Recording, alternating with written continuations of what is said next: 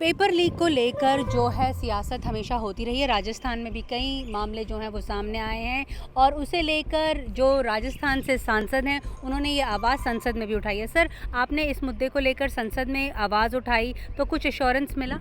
देखिए, 0 ओवर के अंदर हमने पेपर लीक की घटनाएं जो राजस्थान के अंदर सबसे ज़्यादा हो रही, पूर्ववर्ती कांग्रेस की सरकार, उससे पहले बीजेपी की सरकार, हर सरकार में हर पेपर लीक हुआ और इसके अंदर एसओजी वहाँ जांच कर रही है। पूर्ववर्ती सरकार के समय जब प्रधानमंत्री गृह मंत्री वहाँ गए 23 के चुनाव, उन्होंने आश्वस्त किया कि हमारी सरकार आई तो हम पेपर लीक की घटनाओं की सीबीआई जांच कराएंगे, एसआई भर्ती को रद्द करेंगे। तो 859 में से 500 ज़्यादा थानेदार फर्जी चुने गए और 125 पकड़े गए जेल के अंदर ट्रेनीज। और इसको लेकर राष्ट्रीय लोकतांत्रिक पार्टी सड़क पर आंदोलन कर रही है।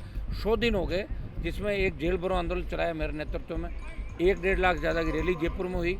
जगह जगह हमने प्रदर्शन किए, राज्यपाल से मिले, प्रधानमंत्री गृह मंत्री से भी हमने समय मांग रखा मिलने, उनको याद दिलाया कि आप याद करो कि आप वहाँ गए थे।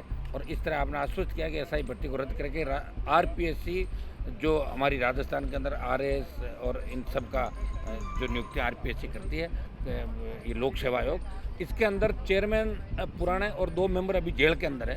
तो हमने कहा कि आरपीएससी के पुनर्गठन का आपका वादा था और हमने सरकार को वादा याद दिलाया। राजस्थान के नौजवानों की तरफ देखें, जिनको बरगला के आप सत्ता के अंदर आए हो, आप पेपर लीक की घटनाओं की रोकथाम नया कानून बनाएं और एसआई भर्ती को रद्द करें। ये मांग मैंने उठाई थी। सर, जैसे जो भी सरकार आती है वो दूसरे के ऊपर आरोप लगाती है कि उसके समय पर ज़्यादा पेपर लीक हुआ है, तो आप क्या चाहेंगे सरकारों से कि वो किस तरह से कानून बनाएं, किस तरह के मामले सामने ना आए? हम सरकारों से ये चाहेंगे कि मिलाजुली का खेल खत्म करें और जो कहते हैं वो करें। अब क्या है कि 2.5-3 साल ही चलते हैं, उसके बाद एडजस्टमेंट में लग जाते हैं। कुछ कांग्रेस के वहाँ के नेता हैं जिनकी पेपर लीक की उसके अंदर नाम थे उनके, तो उनको बचाने का काम बीजेपी कुछ नेताओं ने शुरू कर दिया।